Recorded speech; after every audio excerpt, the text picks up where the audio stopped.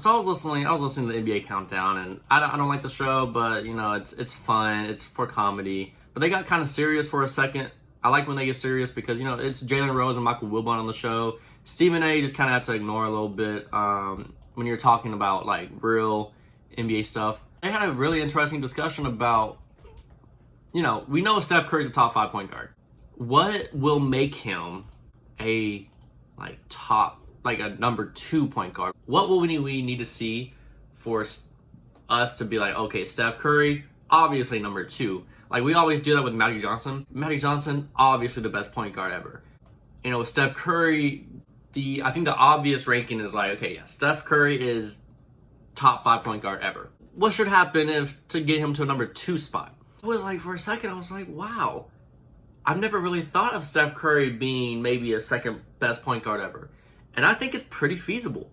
My top 5 point guards right now, I guess Magic definitely number 1. Now, it gets debatable here with Isaiah Thomas. Honestly, Isaiah Thomas might be number 2.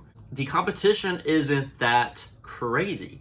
You're competing with Oscar Robertson, John Stockton, Isaiah Thomas. That's really it. With Steph Curry, it's frustrating because I think he would have already been a second best point guard of all time if Kevin Durant had not gone to the Warriors. I think Kevin Durant going to the Warriors kind of messed up Steph Curry's legacy because I think the Warriors definitely had a lot more fun. Also was going to make the finals as well and win maybe 1 or 2. And with Steph Curry getting a finals MVP, I think we always kind of point to that as his worst part of his career, not having a finals MVP. For Steph, I think it's really easy for him to be a number 2 point guard of all time. Like 100%, if Steph Curry and the Warriors win the championship and get finals MVP, he's the number 2 point guard of all time. If the Warriors make it to the finals 2 more times with Steph Curry being the best player, I think that also solidifies.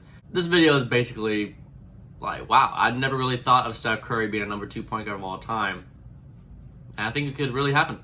It really could happen. ESPN has some good talking points here and there.